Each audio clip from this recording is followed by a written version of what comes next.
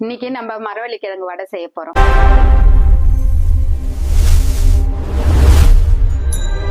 இப்போ நம்ம முதல்ல தோல் எடுத்துடலாம். இப்போ தோல் எடுத்துட்டோம். நம்ம இதை கழுவிக்கலாம். கழுவிட்டு சீவல்ல வச்சு சீவிக்கலாம். இந்த மரவள்ளி கிழங்கு இது எங்க வீட்டு நிலத்துல வந்தது. இந்த கிழங்கு இதுக்குன்னு நாங்க போடல. வரப்பு ஓரத்துல, வாய்க்கா ஓரத்துல அந்த மாதிரி போட்டுருவோம். அது வேணும் போது கொஞ்சம் கொஞ்சமா நாங்க தோண்டி எடுத்து யூஸ் பண்ணிக்கிறோம். அந்த மாதிரி நீங்களும் நல்லா வச்சுக்கிறீங்கன்னா அந்த மாதிரி ஓரத்துல போடுங்க. சும்மா இருக்கிறத விட நம்ம வீட்டுக்கு யூஸ் ஆகும்ல, வெளியில வாங்குறத விட நம்ம வீட்லயே விளைஞ்சதுன்னு ஒரு இது இருக்கும் நமக்கு. அதனால நீங்களும் அந்த மாதிரி நல்லா இருக்குன்னா நடுங்க, நட்டு நீங்களும் செய்யுங்க. இது ரொம்ப ரொம்ப நல்லது குழந்தைங்களுக்கு.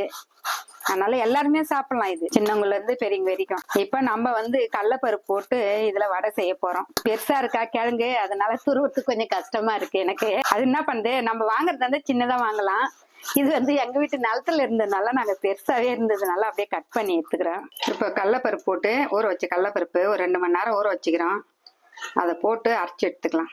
கடலைப்பருப்பு, சோம்பு, இது உப்பு, இது 3ம் போட்டு நம்ம அரைச்சிப்போம். சோம்பு போட்டுக்கிறேன். இப்போ உப்பு போட்டுக்கிறேன். இப்போ நம்ம குறைன்னு அரைச்சிருக்கோம். இப்போ நம்ம துருவி வச்சுக்கிற மரவள்ளி கிழங்கு அதை போட்டுக்கலாம். மிக்சியில போட்டு சும்மா லைட்டா பல்சில் வச்சு அரைச்சிக்கணும். இப்போ அரைச்சிக்கணும். நம்ம ரொம்ப நைஸாலாம் அரைக்கல, சும்மா லைட்டா. இது குழந்தைங்களுக்கு இதுல அது மாதிரி அடிச்சு கொடுத்தோம்னா என்ன போட்டு செய்யறோம் வடையிலன்னு தெரியாது. இப்ப கிழங்கு சாப்பிட மாட்டேன்ற குழந்தைங்களுக்கு இப்படி செஞ்சு கொடுத்தோம்னா சாப்பிட்ருவாங்க. பச்சை மிளகாய் கட் பண்றேன். இப்ப கொத்தமல்லி கட் பண்ணிக்கலாம். இப்ப வெங்காயம் கட் பண்ணிக்கோம். இதுதான் சீசனுங்க மரவள்ளி கிழங்கு. இப்ப கட் பண்ணதெல்லாம் போட்டுக்கலாம். இப்போ இஞ்சியும் பூண்டையும் நம்ம தட்டி போட்டுக்கணும். இப்போ பிசைஞ்சிக்கணும்.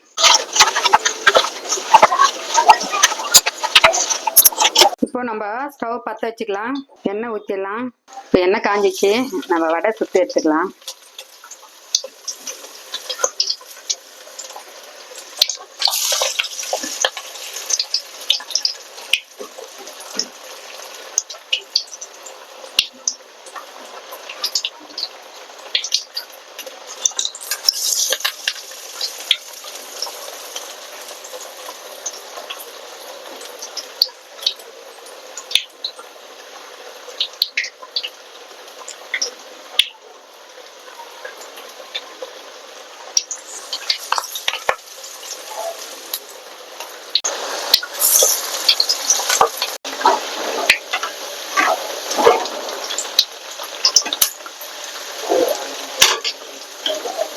நம்ம கட்டியா அரைச்சிக்கணும். தண்ணி இருந்தா ரொம்ப எண்ணெய் இழுக்கும். இப்ப நம்ம கரெக்டான பதத்துக்கு தான் அரைச்சிருக்கோம். இது அந்த அளவுக்கு எண்ணெய் இழுக்காது. நல்லா மொறு மொறுனா நல்லா இருக்கும். இப்ப வடை ரெடி ஆயிடுச்சு. நம்ம எடுத்துக்கலாம்.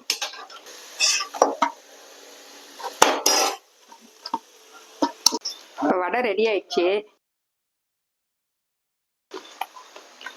சூப்பரா இருக்கும். மொறு மொறுன்னு இருக்கு. நீங்களும் மரவள்ளி கிழங்கு வடையை செஞ்சு சாப்பிட்டு பாருங்க. இதுக்கப்புறம் மரவள்ளி கிழங்கை பத்தி தான் எல்லாமே வீடியோ வரும். பணியாரம் செய்யலான்னு இருக்கேன், குழி பணியாரம். அந்த மாதிரி மரவள்ளி கிழங்கு வச்சுதான் இப்ப செய்ய போறேன் எல்லாமே. நீங்களும் இந்த மாதிரி உங்க வீட்டுல செஞ்சு பார்த்துட்டு எப்படி இருக்குன்னு எனக்கு கமெண்ட்ல சொல்லுங்க. இது என் மருமக சேனலு. சப்ஸ்கிரைப் பண்ணுங்க. நன்றி, வணக்கம்.